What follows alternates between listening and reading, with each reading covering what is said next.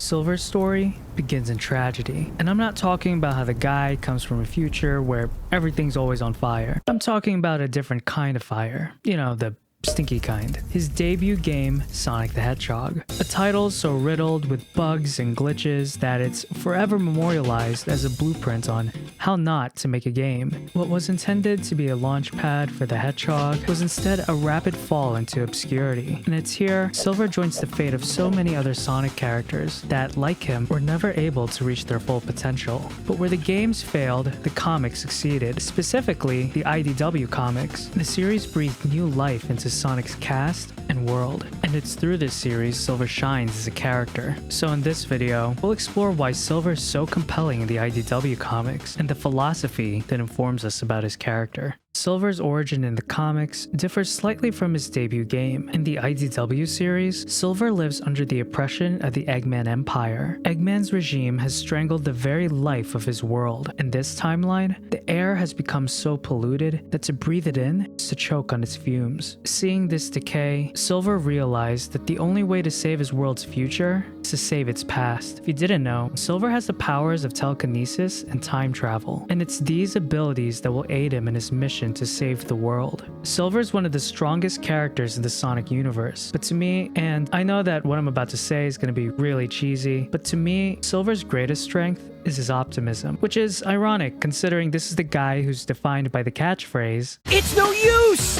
Take this! It's no use!" However, Silver's enthusiasm can lead to him getting tunnel vision. He's often described as being naive, and there's truth to this. He can be completely oblivious to the people and circumstances around him, but with his naivety is an endearing innocence. He still sees and believes like a child. I think this trait is reflected well in his character design. Silver has this white fur that stands in stark contrast to others and his world. The color white can be a reference to popular depictions of the future, how everything in the future is scrubbed clean and technologically advanced. You know, like that one SpongeBob episode where everything's made out of chrome? Future!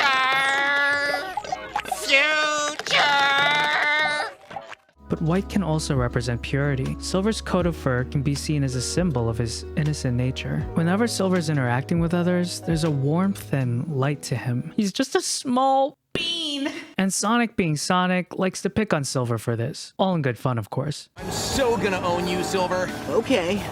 No, you're supposed to say in your dreams, Sonic. In your dreams, Sonic.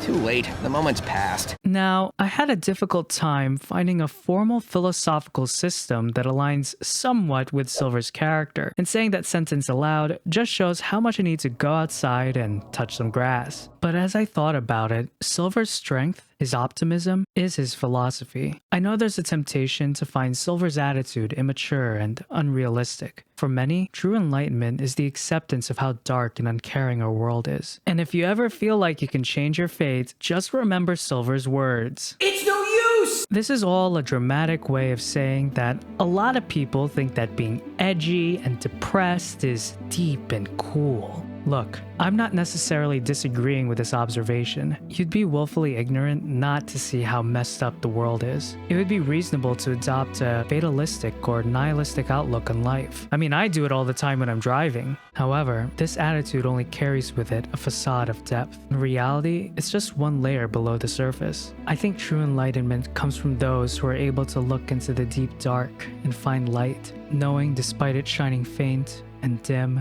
there's hope in that. There's this quote from a book I finished reading called The Courage to Be. It says that ultimately, our only hope is the hope that appears when the situation is beyond hope itself. We cannot give up hope, for hope is all we have. Daring to believe like this requires courage, and I find Silver to be heroic. His ability to look at the brokenness of his world and see something greater for it is inspirational. In the comics, even Sonic recognized that the only way to save the future is through Silver. He is the key to changing everything. Fortunately, Silver's persistence paid off. By traveling to the past and fighting alongside his friends, Silver was able to defeat the forces that threatened his future. The present and the future have been saved. So what happens next? Peaceful days can only last for so long, and as our heroes celebrate their victory, an eerie quiet follows. For Silver, this silence is palpable. In a special issue called Future Growth, the story offers us an introspective look into Silver after he has saved the world. It begins in a garden at Restoration HQ. It's harvest day, so everyone's busy gathering vegetables. But while the others continue working in the garden, Silver floats off into the woods alone. Well, at least that's what he thought. You are troubled. Troubled? No way, SPO. You know me. Always on a mission, important future-y person things to do. You're also bad at lying. I know. I don't want to pry, but if you are concealing some sort of danger, I would like to know about it. It's nothing like that.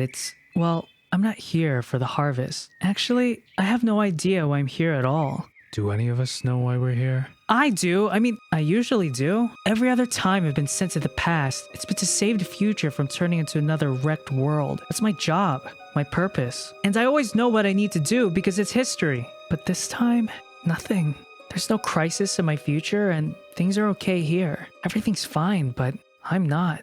Look, I know Silver's sad right now, but from a character perspective, this is great. It's thematically fitting how this story takes place in a garden. If you didn't know, Silver and Blaze were the ones that planted this garden. So it's ironic how, while everyone is out harvesting, Silver is literally unable to enjoy the fruits of his labor. This mirrors how, despite Silver saving his future, he's unable to find peace. Instead, he's experiencing something entirely new, an existential crisis, specifically in the form of anxiety. In the book The Courage to Be, the author Paul Tillich makes a distinction between fear and anxiety. Despite having the same ontological root, fear and anxiety are not the same. Fear has a definition, an object which can be faced, analyzed, attacked, and endured. We can make the argument that Silver has already confronted his fears. Not only that, he's conquered them. He has defeated the forces responsible for the destruction of his future. But what remains from his victory isn't closure, but anxiety. When defining anxiety, Tillich is less concerned about trivial issues like worrying about an exam or being late for work. His focus is in the deep-rooted anxieties that have plagued the history of humanity. The existential worries that threaten and call into question our very being. These anxieties cannot be fought because anxiety by definition lacks an object to fight. Anxiety has no object, therefore participation, struggle, and love with respect to it are impossible. The only object is the threat itself, but not the source of the threat, because the source of the threat is nothingness. Anxiety cannot be removed because to Tillich, to exist is to be anxious. Anxiety is ingrained into existence. It's rooted in the human condition. Yay! Aren't you guys glad you tuned into my video? Anyways, he divided these anxieties into three main categories: the anxiety of fate and death, the anxiety of guilt and condemnation, and the anxiety of emptiness and meaninglessness. As humans, we've grown attuned to these threats. We want to give anxiety a face, to create an object to fear, because an object is comprehensible and something we can deal with. But anxiety is like heavy air.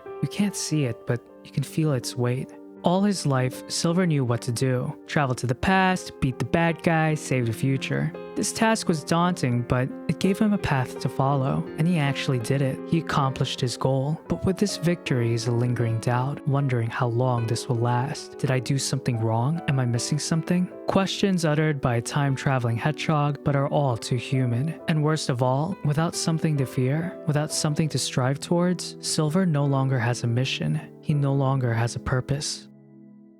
Paul Tillich says that the antidote to anxiety, I'm putting antidote in quotes here, the antidote to anxiety is to have courage, the courage to be. This kind of courage accepts anxiety into oneself and in spite of it, moves us forward in life. Courage cannot remove anxiety because, as I said earlier, anxiety belongs to existence itself. It is ingrained in our lives. Tillich's conception and resolution of anxiety echoes the words of Soren Kierkegaard, the godfather of existentialism. Kierkegaard believes that the answer to humanity's deep worries is by taking the leap of faith. Existential anxieties transcend us in every way. Human reason can only get us so far in bridging the chasm these crises have created. This isn't to say that Kierkegaard vilifies reason, he just recognizes its limitations. Eventually, one has to take a leap into the unknown. Now, how does all of this relate to Silver again? I promise you guys I didn't waste your time. Hopefully. SBO has a pretty straightforward answer to Silver's dilemma. He simply tells our hero